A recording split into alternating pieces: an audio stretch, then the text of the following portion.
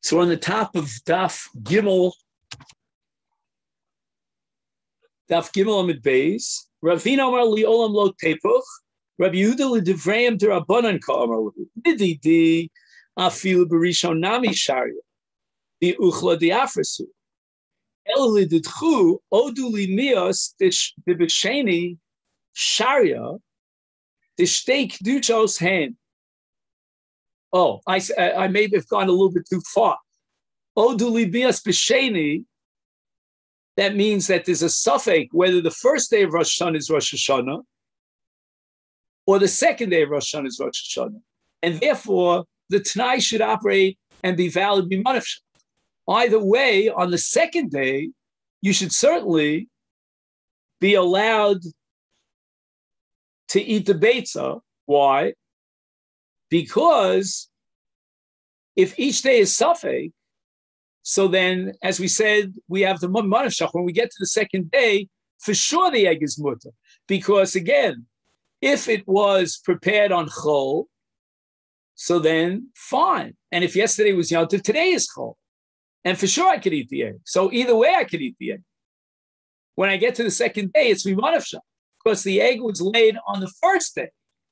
And therefore, if the second day is yontif, then it was already prepared on chol before yontif. This is one of the most famous statements in all of Shas about Rosh Hashanah, that Rosh Hashanah is considered Yom HaRichta. It's one long day. And that's based on a mission at the end of Rosh Hashanah. The Gemara tells us that at some point, when they were waiting for the Eidim to come, to be Mekadesh, the new month of Tishrei, and they had to know whether or not Elul was Mole or Elul was Chaser. If Elul was only 29 days, then the Eidim would have come on the first day of Rosh Hashanah to testify that they saw the Mola, they saw the new moon. But Niskalko Alavir Bashir, which I'm not going to go into now, that's an entire sugi in Rosh Hashanah, but basically the bottom line that I need to tell you here for hours here today is that the Rabbanan said that if the Eidim didn't come by Mincha time on the first day of Rosh Hashanah, then we're not going to accept the Eidim at all. We're going to observe the first day of Rosh Hashanah as Yontif, and for sure the second day of Yontif. And the second day of Rosh Hashanah is also Kadosh. So we have a Vadai halacha. It's no longer a suffix halacha, whether yesterday the first day was Chol or Rosh Hashanah, the same suffix with regard to today. Forget about all that. What it is that the Rabbanan established that both the first and the second day are Vadai Kodesh. So Yomi Manavshach falls apart.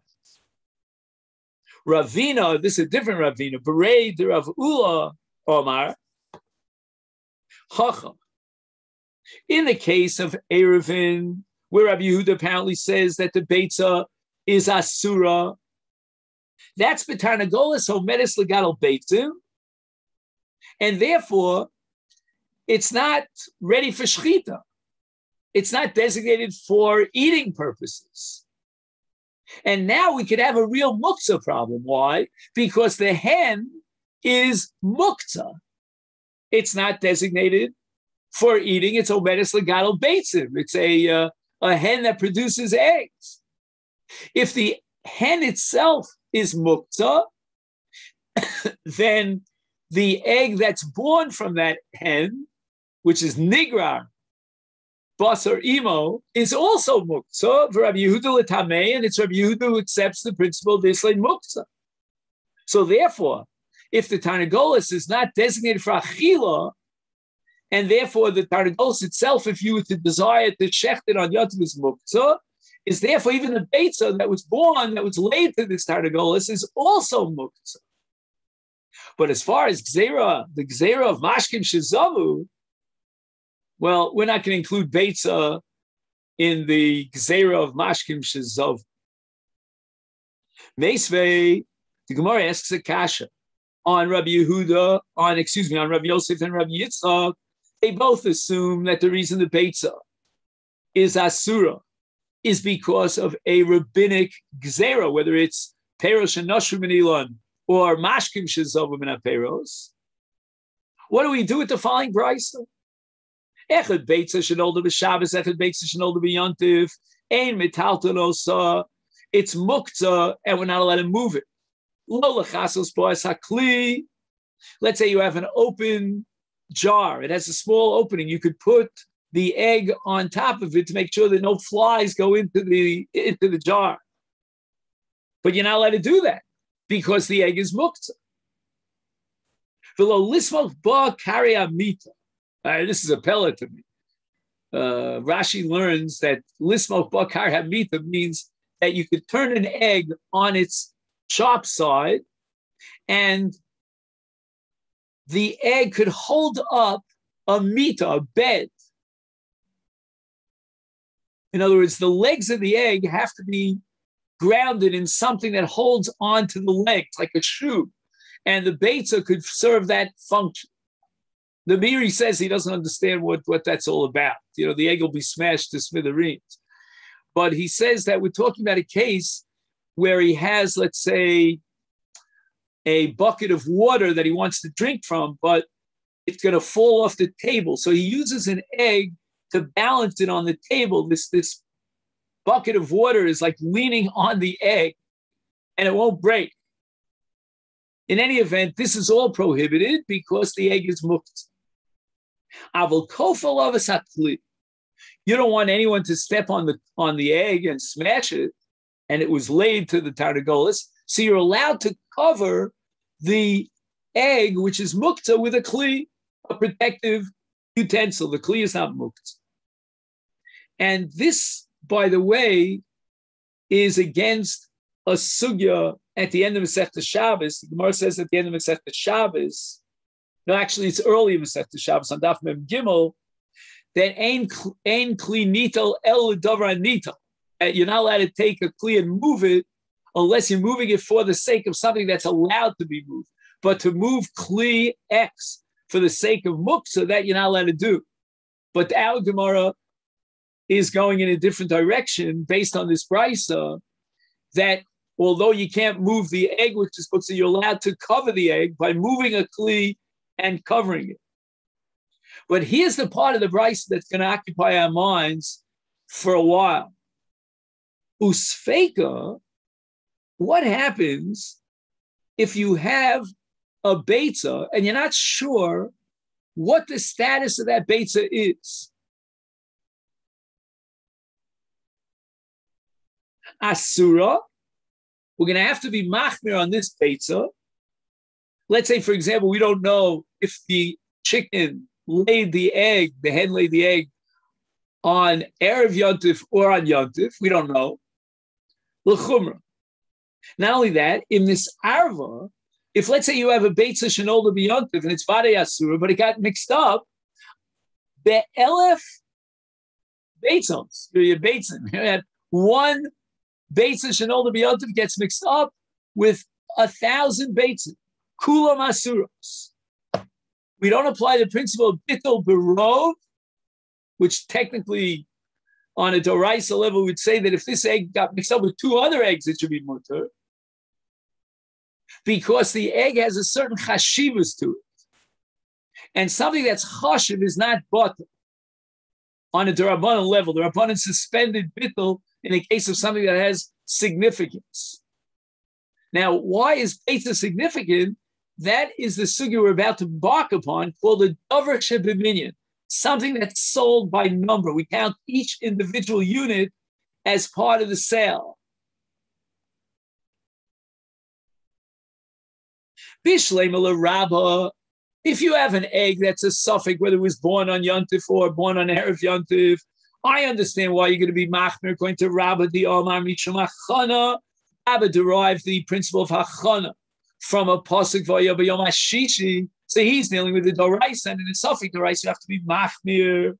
Sveika doraisa, havi sveika doraisa, called sveika doraisa lechumra el Rav Yosef, Rav Yitzchak the Omar. That each one, Rav Yosef says we have Gzeira d'Rabbanan Perishan Nosher, and Rav Yitzchak says Gzeira d'Rabbanan Mashkim Chezavu is Sfeika d'Rabbanani, because Sfeika d'Rabbanan Lekula. We always are Mekil in a case of a suffix d'Rabbanan. So the Gemara answers, Seifa, the last part of this Beitza is not talking about a suffix of the egg, whether it was born on Yontif or before Yontif, but rather the suffix treifa. Now here we have two interpretations. What's the case of suffix treifa? One interpretation is that we don't know which hen is the mother of this Beitza. Is it this hen that's a treifa, or is it that hen that is a shlema, that's not a treifa? So this egg might have come from this mother or from that mother. And the other interpretation is that we know exactly which hen it came from, but the Tarnagolis itself, which is identifiable, is itself a suffix or herself a suffix. We don't know if the Tarnagolis became a treifa. And now we're dealing with a suffix doraisa, because if it's a treifa, the Torah prohibits a treifa. Now, why is the Beitza prohibited on the treifa? The Beitza, let's say there's an efrach, there's a little chickie inside the shell. That efrach might be very healthy. But we have a principle in halacha called davar hayotze mina iser asur. Anything that comes from asur is asur. Ihachie maseifa nisarva be'elif kulan asuros. Iamrit bishlema suffik yom tov suffik chol. I can understand if the issue of this egg is a mukta issue. Havidavar sheish lo matirin. I understand, I can justify why mukta is not butter, even be'elif. What suspends the operation of bittul? Davar sheish lo matirin.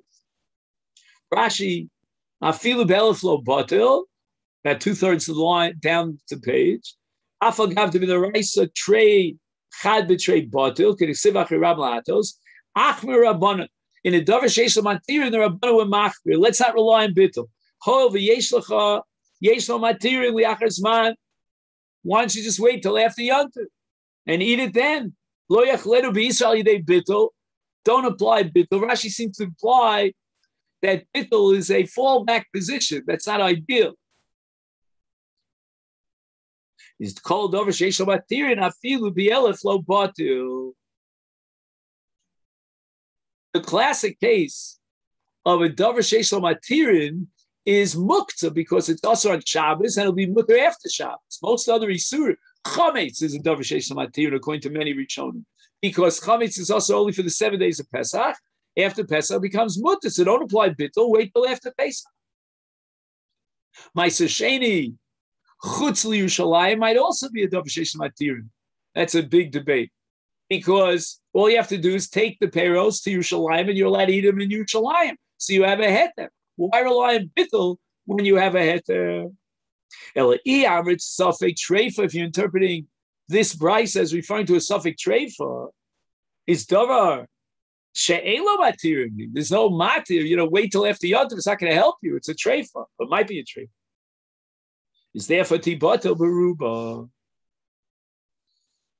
So now the Gemara wants to reject this. And the Gemara wants to say, you know what? Let's go back to our assumption that we're talking about a suffix Beitza shenolda b'yontif, lo nolda b'yontif.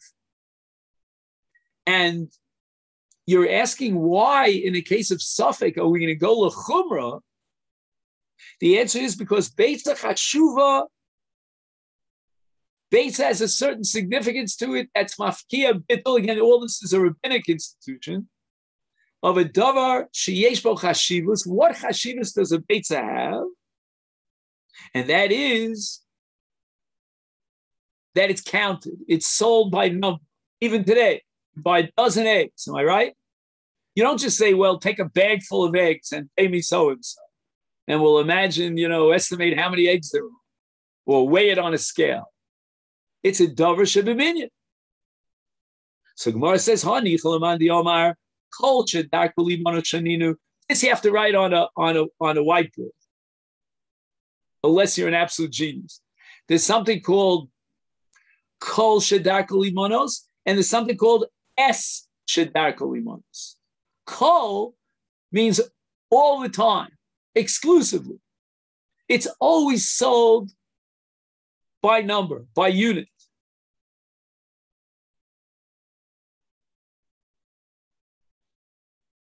I'm sorry. No, I'm sorry. Kol shedarko limonos. I'm sorry. See, I didn't write it on the blackboard. That's why I'm in trouble. Kol shedarko limonos means that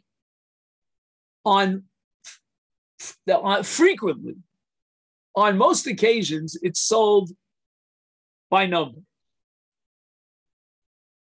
That makes it already a davar shebeminyan, and it's choshev, and it's not both. El leman diomar es shedarko limonos shaninu. Es means that you could point, and it's exclusively singled out to be sold by number. It's only sold by number. That's called es shedarko limonos. Is ma'ikal meimer. The eggs are sold often by number, but you could also sell eggs by the bag without counting the eggs.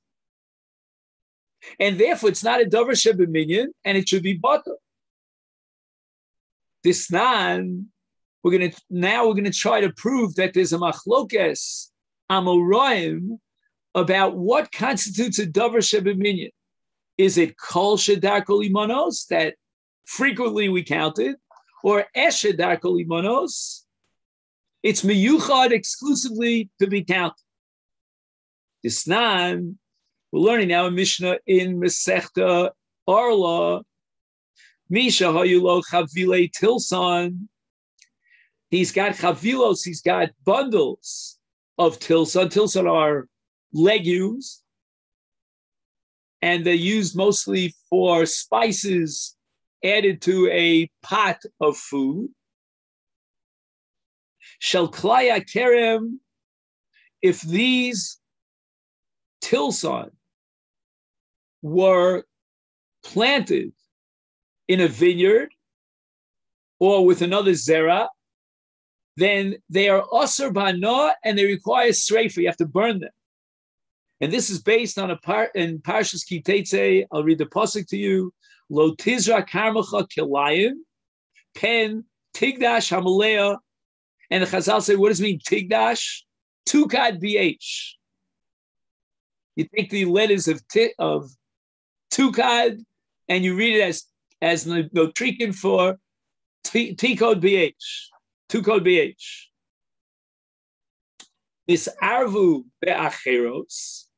If, let's say, these chavilos, these bundles of tilson, of these spices, get mixed up with other tavlin that are not kilayim, and not only that, acheros be'acheros, even after the first tarovis, something from the first tarovis got mixed up in the second tarovis, kulam yidolku divrei Rabbi Meir. All of it goes up in flames, according to Rabbi Meir. So it means that chavile tilson are not butter. The shear, the ratio for bittul in kilayim is 1 to 200. So if you have 200 of heter and 1 unit of kilayim, then it's butter. And that's the shear bittul mirabanan of kilayim, 1 to 200. And if these chavile tilson got mixed up in a ratio of 1 to 200, the Rabbanan say we will apply the principle of bittul.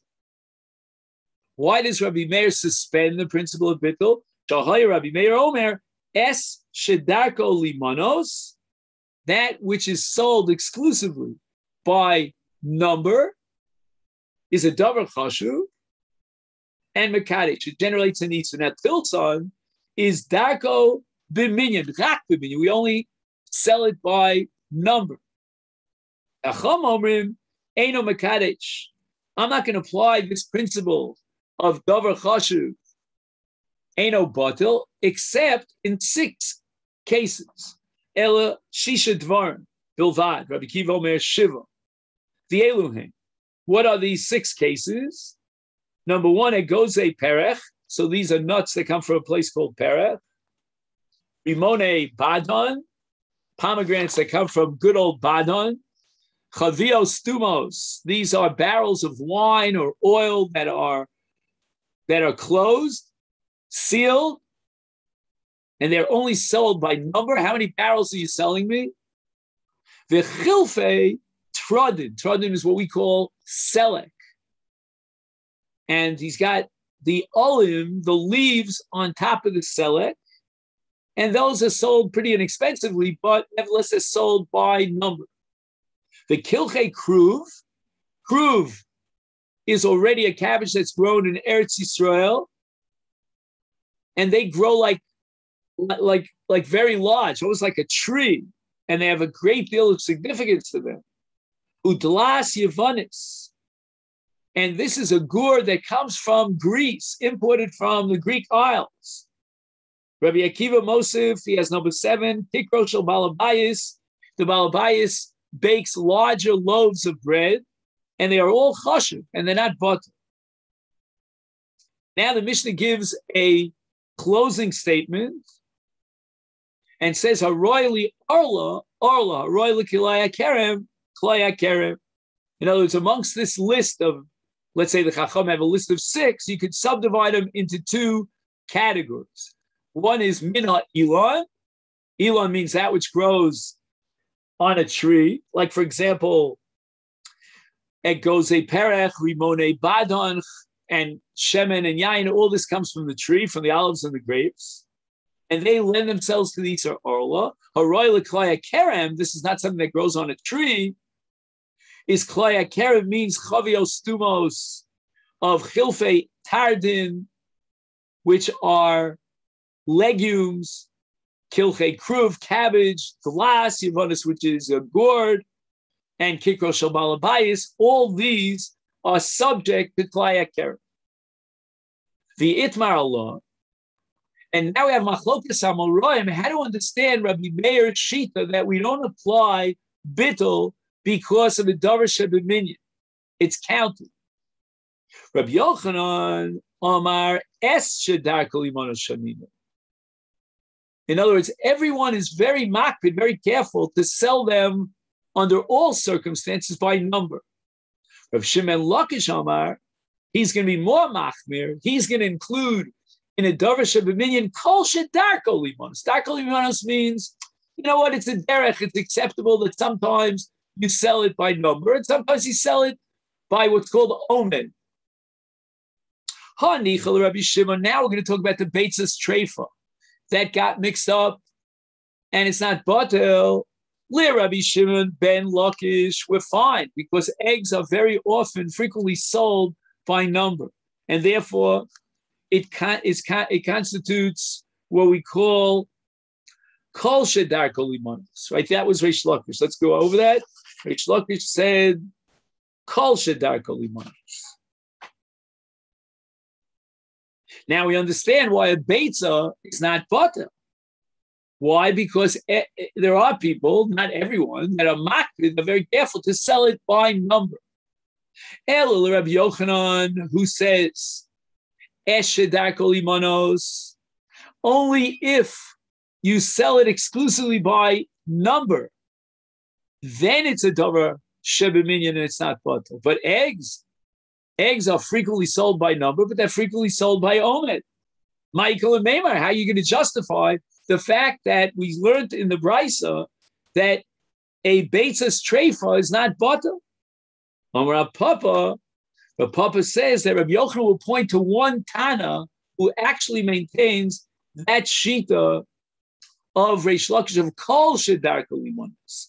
And that's the Tana of litra ktzios.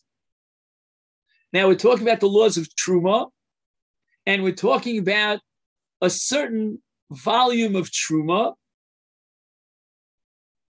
That's called a litra. A litra is, I think, a chatzi lug, if I'm not mistaken. Just 1 second. Okay, we'll see exactly how much is a litra. And then we have something called ktzios. Now, ktzios, in the shorish of the word ktzios, is a kli, a kind of a sickle almost, a cutting kli that they use to cut down figs from the trees. And figs are chayav in truma midrabanan. Fruit trees in general are drabanan in truma. So anyway, he has these ktzios. He's got this whole package of figs, dried figs. And what does he do with dried figs? He pounds them. And they become what's called igule dvela. And that I know from Perek Elu Mitzias, which is the first Perek in Gemara that I learned when I was in third grade. So don't test me on it. In any event, so you have something called an igul. Igul is a vessel in which they press and pound the figs. Now, I don't know, I never saw one of these eagles, but what I imagine in my mind is that it has different layers. So some of the figs go down to the bottom and some of the figs are on the top. The top is called the peh, the rim or the mouth. And that's where they start pounding the figs. Even with regard to an Iser D'Rabbanan like Tevel in Peros and figs, low butter. There is no bitter. Why? Because very often they would sell it by number. How many igule tvela are you selling? And Kolsh gave a doraisa, and certainly a Beitza Streifa, which is already a doraisa, is not going to be batel. It has chashivus because they sell it by number. But again, we're talking about pa'amim shemochum something, and this is going to reflect the shita reish lakish of kol shedarko limanos. That itself makes it qualify as a davar sheminyan. The fact that frequently they count it and sell it by number. Where is the Mishnah of Litra Ktzios? It's in Masechet Trumos. And the main shita that we're interested in is Rabbi Yehuda, who comes at the end. Litra Ktzios, Shedrasa al pi eagle, right? The eagle is that vessel, and drasa means they pound the figs on the peh of the eagle. And on the peh of the eagle, he started pounding figs that were tevel without trumas of maisrus. He's got a lower level of fruits, which are called the tachtonim, on the bottom. They are chulin. They've already had afrosha. Is drasa al pi eagle? The eni yodeh be'eza eagle drasa. He's got a number of these vessels, one of which has on the top rim tevel, and he wasn't mafresh truma. Enio debe is the eagle drasa. You know, he's looking around. Which is the eagle that had this pounded figs that are tevel? Or alternatively, al pi chavis on the top of a vessel. Enio debe is a chavis drasa. Al pi kaveres, which is also a kind of a round barrel. Again, if we had time, we would go through each one of these cases. Each one has a little bit of a chidush. Rabbi Meir presents his transmission of the machlokes tanoim between Rabbi Yeshua and Rabbi Eliezer. And keep in mind, Rabbi Eliezer is always going to be the mekil, and Rabbi Yeshua is always going to be the mach.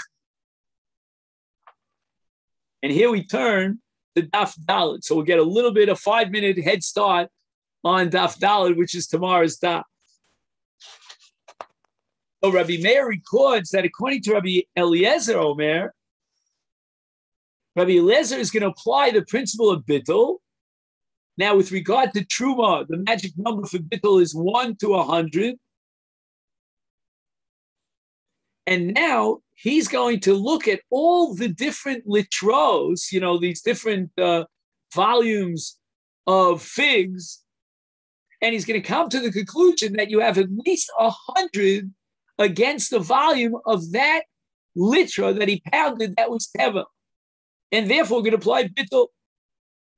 And since truma on figs is only drabanan, we're going to have a kula that's called roim. What's roim?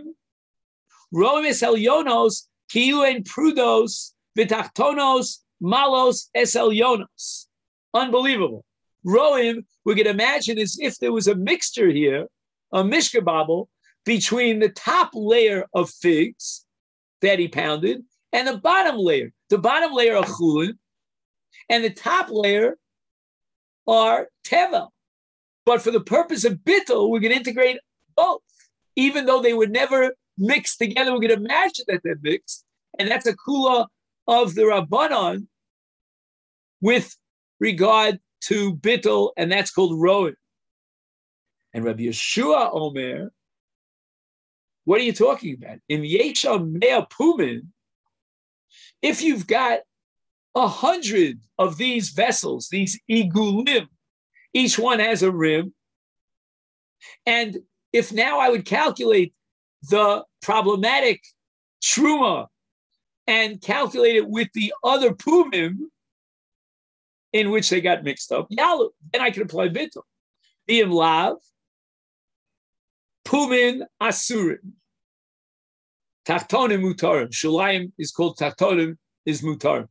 In other words, Rabbi Yeshua is only willing to apply bittul to the pios, to the mouths.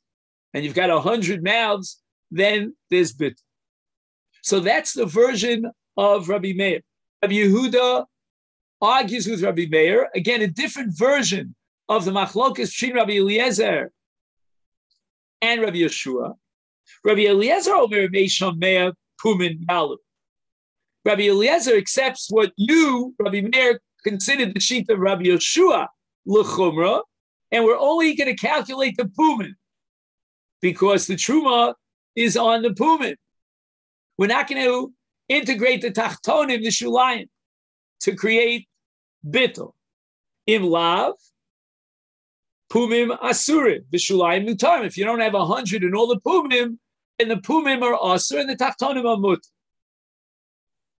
Comes along Rabbi Yeshua Omer, oh, no. There's no bittul at all, period. Afilim yesham shlosh me'os pumin. Even if amongst the pumin I have 300 against one, lo yalu. Because litra ktsios is a davar shebeminyan. And a davar shebeminyan is lo batal afilu bielef.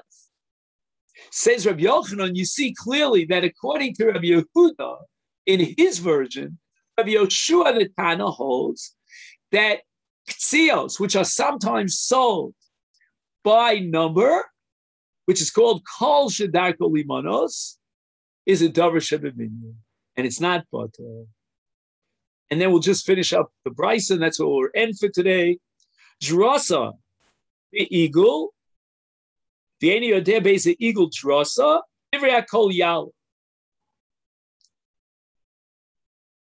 If, on the other hand, the case was not where the tevel was stuck on the rim, but drasa, he pounded and pressed the figs such that they fell down to the eagle, the bottom of the eagle, and now they're clearly mixed, and you can't identify where they are in the mixture, is everybody agrees that you can apply bit. So Gemara immediately asks, Divrei hakol, how could you say everybody applies bittul? Hainu pluktayu. I mean, it was Rabbi Yeshua who said that truma b'pia eagle is not batel. So how can you tell me everybody agrees that it's batel? Amrav Papa, achi kama. Drasa b'tocha eagle v'eni yodeh beis of makom eagle drasa ilitzfona ilidroma. Divrei hakol yalu. There is bittul, and even Rabbi Yeshua would agree in bittul in this case, because we're talking about a scenario in which the litras hatruma cannot be seen at all. We don't even know where it is. It got stuck together with the chulin on all sides. And in such a case, if it's not omedes b'fnei atzma, then you couldn't possibly count it, and it's not a davar shebeminyan at all. It has no chashivus, and therefore it's but. Okay, then, so this is where we're going to stop here on Daf Dalid Amid Aleph.